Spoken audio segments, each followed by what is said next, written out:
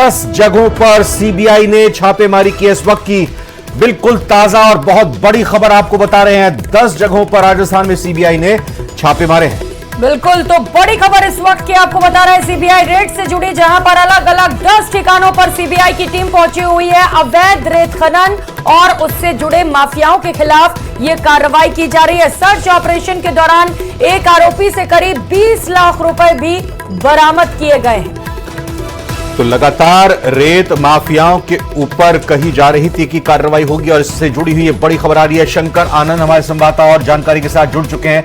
तो शंकर आनंद, ये कौन कौन सी 10 जगह हैं, इस बारे में कुछ पता चला? और केंद्र में अवैध रेत खनन और उनसे जुड़े माफिया ही हैं या कोई और भी हैं? केंद्रीय जांच एजेंसी सीबीआई के द्वारा एक बड़ी कार्रवाई को अंजाम दिया जा रहा है और अवैध तौर पर जिस तरह से रेत माफियाओं के खिलाफ जिस तरह से बकायदा एक मामला जो है रजिस्टर्ड किया गया है और ये मामला जो रजिस्टर्ड किया गया है ये कोर्ट के निर्देश के बाद इस मामले को रजिस्टर्ड किया गया है। और आज जयपुर, उदयपुर, इसके साथ साथ राजस्थान के 10 प्रमुख शहरों में आज सर्च ऑपरेशन की कार्रवाई को अंजाम दिया जा रहा है। और जिस तरह से रेत माफियाओं का जो एक कहा जा सकता है कि एक बहुत बड़ा नेक्सस है और खास तौर पर किस तरह से सरकारी अधिकारियों और बड़े बड़े लोगों के साथ में मिलकर के एक संगठित होकर के जिस तरह से इस भ्रष्टाचार के मामलों को अंजाम दिया जा रहा था, तो इस मामले में ये मामला कोर्ट तक पहुंचा था और उसके बाद कोर्ट के द्वारा इस मामले में निर्देश दिया गया कि इस मामले में सीबीआई इंक्वायरी होनी चाहिए और जल्द से जल्द इस मामले पर जांच एजेंसी सीबीआई को केस रजिस्टर करना चाहिए। लिहाजा जरूरी है कि सख्त कार्रवाई की जाए सभी दोषियों के खिलाफ। दौलत पारेख टोंक से सहयोगी हमारे साथ जुड़े हुए। दौलत, क्या अपडेट वहां से कार्रवाई को लेकर? जी बिल्कुल, टोंक जिले का देवली इलाका, यहाँ पर बजरी का एक नाका है यानी दांदोली में। यहाँ सुबह से ही सीबीआई की जो कार्रवाई है वो रेड की कार्रवाई की जा रही है। बड़ी संख्या में अधिकारी है वो यहाँ पहुंचे और कार्रवाई की जा रही है। हालांकि जिस तरह से स्थानीय पुलिस को भी इस तरह की जानकारी नहीं मिली है और लोकल लेवल पर इसकी जानकारी फिलहाल किसी तरह की नहीं दी जा रही है, लेकिन देवली के दांदोली में जहां बजरी का एक नाका बना हुआ, वहां पर ये सीबीआई की टीम है वो सर्च ऑपरेशन कर रही है और यही कार्रवाई चल रही है। जी बिल्कुल, शंकर आनंद का एक बार फिर से रुख करना चाहेंगे। शंकर आनंद, थोड़ा इस बारे में बैकग्राउंड बताइए, क्योंकि आपने कहा कि अदालत के निर्देश के बाद ये एक केस रजिस्टर हुआ और ये कार्रवाई हो रही है। थोड़ा इस बारे में डिटेल दीजिएगा प्लीज। देखिए, एक और अपडेट मैं देना चाहूंगा इस केस में जो एक्शन चल रहा है उस मामले पे अपडेट ये है कि एक कारोबारी के यहाँ पर जब सर्च ऑपरेशन करने के लिए जब टीम गई तो वहां पर काफी भारी मात्रा में पैसे की बरामदगी हुई है। हालांकि अभी तक जो पैसे को काउंट किया गया है तो अभी तक जो काउंटिंग हुई है वो 20 लाख की हुई है और पैसे के काउंट करने का काम लगातार जारी है। हो सकता है कि ये नकदी के जो आंकड़ा है उस आंकड़ा में और ज्यादा बढ़ोतरी देखने को मिल सकता है। और इसके साथ ही सर्च ऑपरेशन के दौरान में एक अवैध हथियार भी मिला है और उस अवैध हथियार को उस माफिया के घर में कैसे रखा गया, किस तरह से उसका प्रयोग जगह बता पाएंगे आप? जगह के बारे में कुछ जानकारी मिली है क्या अभी? देखिए इस मामले में अभी जो सीबीआई के जो हमारे अधिकारी हैं, हमारे जो सूत्र हैं, उनसे भी मैंने ये जानने की कोशिश किया, लेकिन उनका कहना था कि अभी इन्वेस्टिगेशन चल रहा है और इन्वेस्टिगेशन के दौरान में अभी एक आरोपी के यहाँ से तमाम जानकारियों को इकट्ठा करने के बाद हमें दूसरा और तीसरे लोकेशन पे भी जाना है। तो जब तक इस मामले में इन्वेस्टिगेशन हमारी पूरी नहीं होती है तो फिलहाल उस आरोपी का नाम और उसका लोकेशन बताना उचित नहीं होगा, क्योंकि अभी इन्वेस्टिगेशन चल रही है और अगर वो लोकेशन के बारे में जानकारी दिया जाएगा या नाम बताया जाता है, हो सकता है कि उसका इन्वेस्टिगेशन प्रभावित हो सकता है। बिल्कुल, और ऐसे में सवाल ये भी उठ रहे हैं क्योंकि सीबीआई की ओर से जब जांच की जा रही है तो ये बड़े खुलासे हो रहे हैं, चूंकि 20 लाख रुपए और अवैध हथियार भी मिले हैं। लेकिन दौलत, स्थानीय पुलिस और प्रशासन को जानकारी नहीं थी क्या? इससे पहले क्यों नहीं कार्रवाई की गई? स्थानीय पुलिस और प्रशासन की इस तरह की कार्रवाई की जानकारी सुरक्षा एजेंसी किस तरह से या ये जांच एजेंसी किस तरह से देती है वो एक उसका प्रोसेस है। टोंक जिले में 6 से 7 जो बजरी के पॉइंट बने हुए हैं, फिलहाल कई जगहों पर बजरी का निकालने का जो काम है वो जारी है। कुछ जगह पर बिल्कुल पूरी तरह से बंद है। पिछले कुछ दिनों से अवैध बजरी पर सख्ती भी देखी जा रही है और उसी को लेकर के संभवतः देखा जा रहा है कि आज सुबह ही जैसे ही सीबीआई की टीम वहां पहुंची तो देवली थाना की पुलिस और दूनी थाना की पुलिस जो है वो वहां पर पहुंचे। उनसे जब जानकारी इस बारे में चाही गई तो उनका इस कार्रवाई के बारे में स्पष्ट इनकार कर दिया उन्होंने कि हमें इस कार्रवाई के बारे में किसी तरह की जानकारी नहीं है। लेकिन जैसे जैसे चीजें सामने आई पता चला कि सीबीआई की ये कार्रवाई है और बजरी से जुड़े कारोबारी के यहाँ ये रेड हुई है और अब जो टीम के जो लोग हैं वो अंदर जांच कर रहे हैं। जी बिल्कुल, शंकर आनंद दिल्ली से सीबीआई की इस अपडेट पर और सीबीआई की इस छापेमारी पर जानकारी देने के लिए बहुत बहुत धन्यवाद। आगे अपडेट लेंगे। और दौलत पारिक ने ग्राउंड पर टोंक में जो कार्रवाई देवली में हो रही है उसके बारे में यहां अपडेट की, उनका भी बहुत बहुत शुक्रिया।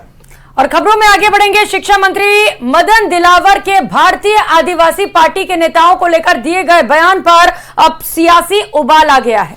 बांसवाड़ा डूंगरपुर लोकसभा सीट से सांसद राजकुमार रौत ने कहा कि शिक्षा मंत्री मदन दिलावर की मानसिक स्थिति ठीक नहीं है और उन्हें अपने ही डीएनए की जांच करानी चाहिए। दरअसल शिक्षा मंत्री मदन दिलावर ने जयपुर में मीडिया से बातचीत के दौरान बीएपी पार्टी के नेताओं की तरफ से खुद को हिंदू नहीं माने जाने पर ऐतराज जताते हुए कहा था कि जो पार्टी देश और समाज को तोड़ने की गतिविधियां शुरू करें उन्हें किसी भी सूरत में बर्दाश्त नहीं किया जाना चाहिए। उन्होंने कहा था कि बीएपी पार्टी के नेता खुद को हिंदू नहीं मानते हैं तो उनके डीएनए की जांच कर लेंगे। शिक्षा मंत्री मदन दिलावर जी उनको एज ए शिक्षा मंत्री कहने में मुझे भी मतलब एक शर्म से महसूस हो रही है कि एक राजस्थान का शिक्षा मंत्री जिस तरह से बयान दे रहा है उस बयानों के आधार पे वो लग नहीं रहा है कि वो किसी भी एंगल से कि वो शिक्षा मंत्री हैं। उन्होंने आदिवासी समुदाय मेरे पे और हमारी पार्टी पे जो एक अंगुली उठाई है उनको लेके मैं कहना चाहूंगा अवश्य डीएनए टेस्ट कराने की जरूरत है और वो आपके कराने की जरूरत है। देश भर में एग्जाम गड़बड़ी को लेकर विरोध प्रदर्शन का दौर थम नहीं रहा है, लगातार जारी है। लेकिन इस बीच दौसा के श्री संत सुंदरदास राजकीय महिला महाविद्यालय परीक्षा केंद्र से भी लापरवाही की खबर सामने आई है। दरअसल यहां पर हिंदी मीडियम वालों को अंग्रेजी मीडियम के प्रश्न पत्र थमा दिए गए। जानकारी के मुताबिक नई शिक्षा नीति के तहत डिजिटल एनहेंसमेंट की पहले सेमेस्टर की परीक्षा आयोजित की गई थी और इसके लिए श्री संत सुंदरदास राजकीय महिला महाविद्यालय परीक्षा केंद्र पर 1328 परीक्षार्थी उपस्थित थे। और आरोप है कि वहां मौजूद स्टूडेंट्स को अंग्रेजी मीडियम का पेपर दे दिया गया जबकि ज्यादातर छात्र हिंदी मीडियम के थे, जिसके बाद जैसे तैसे इन छात्रों ने परीक्षा दी। लेकिन प्रश्न पत्र होने के बाद परीक्षार्थियों ने यानी एग्जाम कंप्लीट होने के बाद परीक्षार्थियों ने कॉलेज प्रिंसिपल के जरिए राजस्थान विश्वविद्यालय प्रशासन को ज्ञापन भिजवाया और डिजिटल एनहेंसमेंट के प्रश्न पत्र को निरस्त करने की मांग रखी।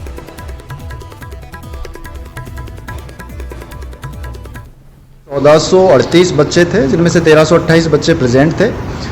चूंकि ये कंपलसरी का पेपर होता है सेमेस्टर में, न्यू एजुकेशन पॉलिसी के तहत डिजिटल इनहेंसमेंट का ये पेपर था। और चूंकि विश्वविद्यालय में केवल अंग्रेजी माध्यम के विद्यार्थी ही नहीं पढ़ते, हिंदी माध्यम के विद्यार्थी भी पढ़ते हैं, तो बच्चों की ये शिकायत थी कि उन्होंने वर्ष भर जो पढ़ाई है वो हिंदी माध्यम में की है जबकि जो पेपर है वो अंग्रेजी माध्यम में आया है। और खबरों में आगे बढ़ते हुए अब खबर भरतपुर से, जहां युवक का हाई वोल्टेज ड्रामा देखने को मिला। इस युवक ने चाकू से अपनी पत्नी की कलाई पर वार कर दिया और इसके बाद खुद भी अपने आप को घायल किया। अपने पेट पर चाकू से ये जख्म देने लगा। तस्वीरों में आप देख सकते हैं हाथ जोड़ते हुए भी दिखाई दे रहा है युवक। मानसिक स्थिति इसकी हरकतों से ठीक नहीं नजर आई। पत्नी को रोती देख सड़क से गुजर रहे राहगीर मौके से गुजर रहे थे और मौके पर रुके। इसकी पत्नी भी देख सकती हैं जिसे कलाई पर चाकू से यह हमला किया गया, नुकसान पहुंचा। काफी समझाया बुझाया गया लेकिन ये युवक नहीं माना और इसी दौरान उधर से निकले एडिशनल एसपी ब्रजेंद्र सिंह भाटी ने सड़क पर भीड़ को देखा, अपनी गाड़ी को रुकवाया। उनके गनमैन बहादुरी दिखाते हुए इस सनकी युवक के हाथों से चाकू लिया और फिर वहां पर दोनों ही को पति पत्नी को समझाया बुझाया। मेरी माँ कसम बहुत दिमाग का तुम, इसके माँ बाप में जाता हूँ देख बड़े भाई। उत्तर प्रदेश के बरेली में एक प्लॉट पर कब्जे को लेकर बीच सड़क पर जमकर फायरिंग हुई। आरोप है कि एक बिल्डर के गुर्गों और कारोबारी के बीच ये अंधाधुंध फायरिंग हुई। दोनों पक्ष कभी कार तो कभी डिवाइडर की आड़ लेकर एक दूसरे पर फायरिंग कर रहे थे। तस्वीरें आप देख पा रहे हैं। फायरिंग से पूरे सड़क पर और पूरे क्षेत्र में दहशत फैल गई। तकरीबन आधे घंटे तक सड़क पर यूं ही बवाल चलता रहा। ये कोई फिल्म की शूटिंग नहीं है, ये असली में बरेली में, उत्तर प्रदेश के बरेली में दो पक्षों के बीच ताबड़तोड़ गोलीबारी होती हुई दिखाई दे रही है। जमकर तोड़फोड़ की गई। पुलिस के मुताबिक बिल्डर राजीव राणा के गुर्गों ने सुबह सुबह प्लॉट पर कब्जे के लिए जमकर उत्पात मचाया और वारदात के बाद से आरोपी पक्ष के सभी लोग फरार हैं। फिलहाल पुलिस ने केस दर्ज कर मामले की जांच शुरू कर दी है।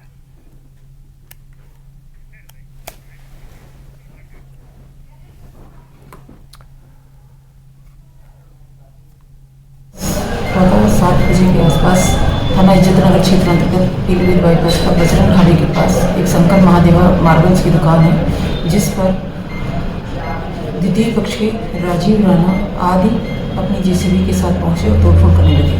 प्रथम पक्ष के आदित्य उपाध्याय भी मौके पर आ गए। दोनों पक्षों में विवाद होने लगा। दोनों पक्ष के द्वारा फायरिंग भी की गई, जिसमें कोई घायल नहीं हुआ। तत्काल पुलिस पर पहुंचकर मौके पर ही एक पक्ष के आदित्य उपाध्याय, उनके बेटे विरल उपाध्याय मुहैया बंदूक के साथ उनके हिरासत में ले लिया गया है। और अब खबर अलवर से है, जहां फॉरेस्ट क्षेत्र में करंट की चपेट में आने से 3 पैंथर की मौत हो गई। इसमें एक बघेरा और 2 शावकों के शव थे। वन विभाग ने तीनों शवों को पोस्टमार्टम के लिए अलवर रेंज भेज दिया है।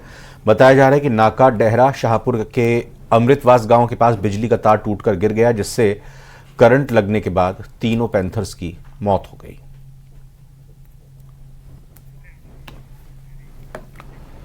चूरू के सादुलपुर से खबर, जहां पर संविदा पर कार्यरत महिला स्वास्थ्य कार्यकर्ता के साथ रेप के मामले में आरोपी को गिरफ्तारी की मांग को लेकर एएनएम महिलाओं ने विरोध प्रदर्शन किया और इसके साथ ही प्रशासन के खिलाफ जमकर नारेबाजी भी की गई। ज्ञापन भी सौंपा गया।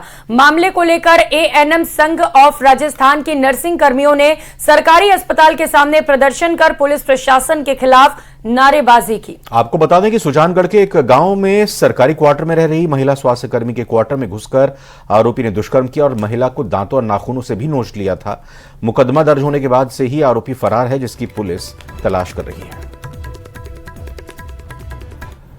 बडावर पीएचसी पर एएनएम कार्यरत थी, जो क्वार्टर पे रहती थी और उसके साथ बलात्कार हुआ है। हम उस आदमी को कड़ी से कड़ी फांसी की सजा दिलाना चाहते हैं। और जोधपुर से खबर है, सूरसागर इलाके में 2 पक्षों के बीच तनाव इतना बढ़ गया कि पथराव के बाद दुकानों और वाहनों को आग लगा दी गई। पुलिस को हालात में काबू पाने के लिए आंसू गैस के गोले छोड़ने पड़े। ये हुआ क्या और कैसे हुआ, इस रिपोर्ट में देखते हैं।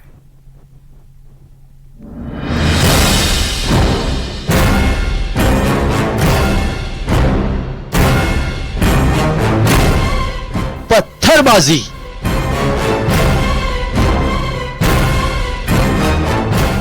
आगजनी,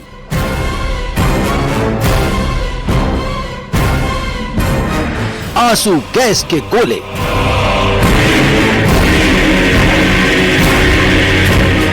ये तस्वीरें जोधपुर के सूरसागर थाना क्षेत्र की हैं, जहां शुक्रवार की रात 2 पक्षों के बीच जमकर बवाल हुआ। तनाव इतना बढ़ गया कि दोनों ओर से पथराव शुरू हो गया। अराजक तत्वों ने दुकानों और वाहनों में आग लगा दी। घरों पर भी जमकर पत्थर चलाए गए। पत्थरबाजी के दौरान कुछ पुलिस वाले भी घायल हो गए। हालात को बिगड़ता देख पुलिस ने मोर्चा संभाला और आंसू गैस छोड़कर उपद्रवियों को तितर बितर किया।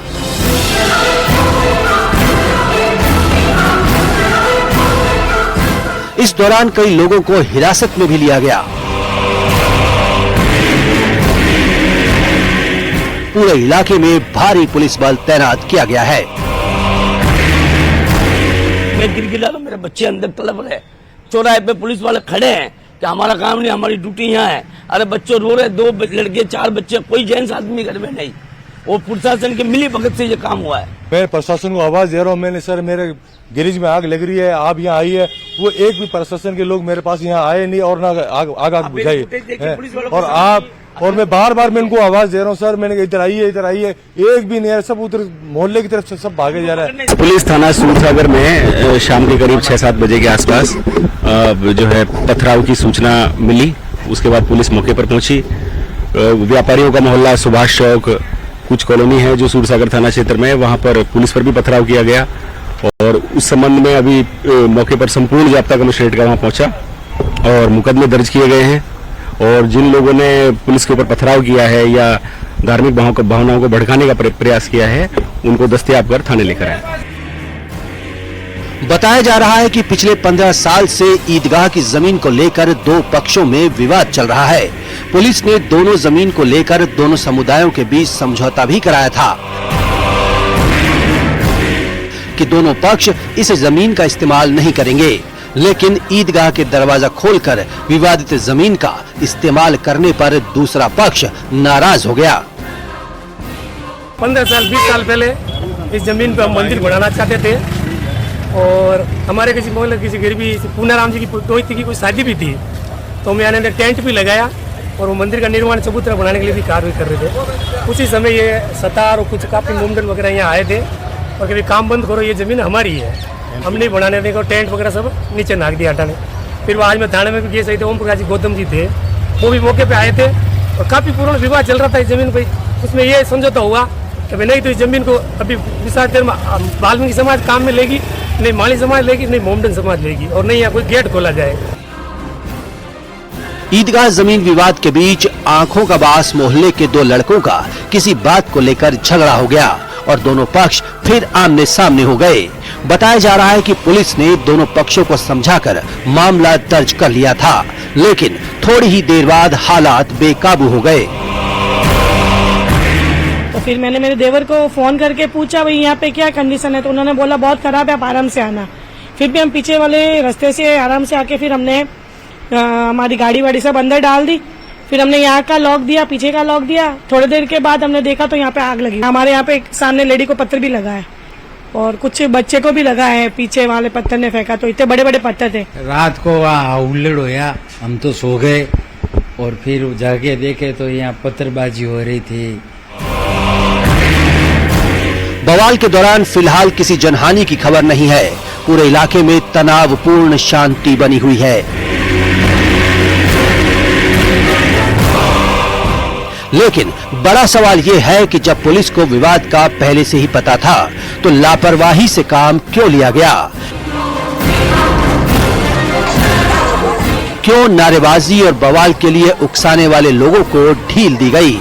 क्यों भीड़ के उग्र होने का इंतजार किया गया, जिससे सूर्य नगरी की शांत फिजा में अशांति फैल गई?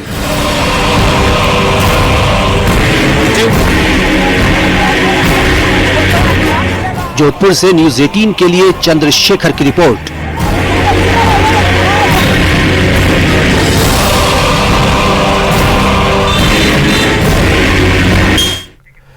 प्रदेश सरकार के पूर्व कैबिनेट मंत्री प्रताप सिंह खाचरियावास ने जोधपुर में हुए बवाल को लेकर बीजेपी को घेरा है और प्रदेश में भाईचारे को बिगाड़ने का भी आरोप लगाया गया है। सुनिए। पूरे राजस्थान के काफी शहरों में ये राजस्थान की जो बीजेपी की सरकार है वो खुद ही दंगे कराने में लगी हुई है और मैं बीजेपी की सरकार और मुख्यमंत्री भजनलाल जी से कहूंगा, आपका होम डिपार्टमेंट भी है, आप अपनी जिम्मेदारी को समझो। आप पहली बार के एमएलए हैं, कोई बात नहीं, आपको बहुत बड़ा मौका मिला मुख्यमंत्री, तो आपको इमेज बनानी चाहिए। लगना चाहिए कि पहली बार के एमएलए को यदि आपके बीजेपी के लोगों ने मुख्यमंत्री बनाया है तो आप क्या कर रहे हो? अभी चुनाव तो 4.5 साल बाद है, अभी इसे आप हिंदू मुसलमान करने में लग गए। आप बताइए, ऐसे प्रूफ आ गए कि ये बीजेपी के खुद पदाधिकारी, खुद एमएलए बीजेपी के आगे बढ़कर और सब जगह वो जाकर है ना एक ही काम कर रहे हैं कि जगह जगह ईद से पहले और ईद के दिन और वो कोशिश कर रहे हैं, कोई लेकर जा रहा है, बोले साहब इसने मास्क फेंक दिया, इसने यहाँ पे मास्क फेंक दिया। और अब बात मौसम की करेंगे। प्रदेश में प्री मॉनसून एक्टिविटीज का दौर जारी है। मौसम विभाग के अनुसार आगामी दिनों में भी प्रदेश के कुछ इलाकों में बारिश का दौर जारी रहने की संभावनाएं हैं। मौसम विभाग के निदेशक राधेश्याम शर्मा ने बताया कि दक्षिणी और दक्षिणी पूर्वी राजस्थान के कुछ भागों में मानसून पूर्व की गतिविधियां आगामी दिनों में जारी रहने की संभावना है। इनमें उदयपुर, कोटा, जोधपुर और अजमेर संभाग के कुछ भागों में आने वाले 3 से 4 दिन बारिश की गतिविधियां जारी रहने की संभावना है। तो वहीं उत्तर और उत्तर पूर्वी राजस्थान के जिले बीकानेर, जयपुर, भरतपुर संभाग के कुछ भागों में अगले 2 से 3 दिन तक बारिश में कमी होने के आसार जताए गए हैं। 3 दिनों से राजस्थान के कई इलाकों में मानसून पूर्व की गतिविधियां दर्ज की जा रही है। पिछले 24 घंटों में दर्ज बारिश के अनुसार झालावाड़, कोटा और जयपुर जिलों में कहीं कहीं भारी और एक दो स्थानों पर अति भारी बारिश भी दर्ज की गई है। सर्वाधिक बारिश झालावाड़ में 117 mm रिकॉर्ड हुई है। प्रदेश का सबसे ऊंचा शहर माउंट आबू यूं तो अपनी खूबसूरती के लिए जाना और पहचाना जाता है, क्योंकि यहां की वादियां आने वाले सैलानियों को अपनी तरफ आकर्षित करती हैं। और ऐसे में बदला हुआ मौसम आने वाले सैलानियों के लिए स्वर्ग से कम नहीं, क्योंकि यहाँ पर बादल आपको छू कर निकलते हैं। माउंट आबू की फिजाएं आज बदली हुई नजर आ रही हैं। मौसम यहाँ पर बहुत सुहाना नजर आ रहा है। आसमान में उमड़ते बादल जमीन को छूकर निकलते हुए नजर आ रहे हैं। वहीं घने कोहरे की वजह से विजिबिलिटी भी कम नजर आ रहा है। माउंट आबू राजस्थान के लोगों के लिए स्पेशल कहूँ तो बहुत ही बढ़िया जगह है। प्राकृतिक सौंदर्य का यहाँ बहुत बढ़िया नजारा रहता है। टेम्परेचर बाकी एरिया से बहुत कम रहता है और घूमने के लिए बहुत अच्छी जगह है। पीसफुल माहौल है और यहाँ लोग एक बार टूरिस्ट के हिसाब से देखें तो राजस्थान के लोग एक बार ट्राई जरूर करें। ठंडी जगह है, लोग अच्छे हैं, माहौल भी अच्छा है और काफी सारे स्पॉट भी है घूमने के लिए। बहुत अच्छा जगह है। और अब खबर झुंझुनू से है, जहां भीषण गर्मी ने खेती के साथ साथ रसोई का बजट भी बिगाड़ दिया है। स्वाद और बजट दोनों बिगड़ चुके हैं। हरी सब्जियां या तो मिल ही नहीं रही या फिर जो मिल भी रही हैं उनके भाव आसमान छू रहे हैं। इस हालत से ग्राहक और सब्जी विक्रेता दोनों परेशान हैं। सब्जियों के दाम आसमान छूने लगे हैं। जिन सब्जियों को कोई पूछता नहीं है उनके दाम भी आसमान छू रहे हैं। और लौकी हो या सबसे ज्यादा उपयोग में आने वाले आलू, सब बेहद महंगे दामों पर बिक रहे हैं। बाकी सब्जियों के दाम पहले से ही महंगे हैं। सब्जी विक्रेताओं ने बताया कि इन दिनों मार्केट में हरी सब्जियां आ ही नहीं रही। इसके पीछे प्रमुख वजह अत्यधिक गर्मी के कारण सब्जियों का चौपट होना बताया जा रहा है। सब्जियों की फसल नष्ट होने से मंडियों में सब्जियों की आपूर्ति नहीं हो पा रही। जो कुछ सब्जियां मंडी पहुंचती हैं वो काफी महंगी बिक रही हैं। तैयारी बने इसलिए नहीं है। टमाटर 60 है, करेला 60 है, गुआर की फड़ी है वो 40 की पाव है, लौकी है वो भी 60 रुपए किलो चल रही है। कोटा में सेंट्रल जेल के कैदियों द्वारा चलाए जा रहे पेट्रोल पंप पर बम्पर बिक्री हो रही है। पेट्रोल पंप को अजमेर डिवीजन में आईओसी के जरिए हाईएस्ट सेलिंग का अवार्ड दिया गया है। तो कैदियों द्वारा चलाए जा रहे पेट्रोल पंप पर रोजाना 10 लाख रुपए तक की बिक्री हो रही है। आपको बता दें कि पिछले साल कोटा जेल परिसर में जेल सोसाइटी की तरफ से पेट्रोल पंप की शुरुआत की गई थी। पेट्रोल पंप संचालकों की हड़ताल के दौरान तो ये मात्र एक पेट्रोल पंप खुला रहता है, जिसके कारण पेट्रोल डीजल की बिक्री 3-4 गुना हो जाती है और वाहनों की लंबी लंबी कतारें लग जाती हैं। आप देख भी सकते हैं लंबी लंबी कतारों को। पेट्रोल पंप से लाखों रुपए की इनकम हर महीने हो रही है, जिसके बाद खुली जेल के बंदियों का मानदेय बढ़ा दिया गया है। जेल सोसाइटी के नाम से पेट्रोल पंप है जो जेल कर्मचारियों द्वारा संचालित किया जाता है और यहाँ पर जेल के जो ओपन कैंप के बंदी हैं वही कार्य करता है। अभी क्या सेल चल रही है? अभी वर्तमान में 10 लाख से ऊपर सेल चल रही है और हमें रिसेंटली अभी 11 जून को हाईएस्ट सेल का अवार्ड भी मिला है।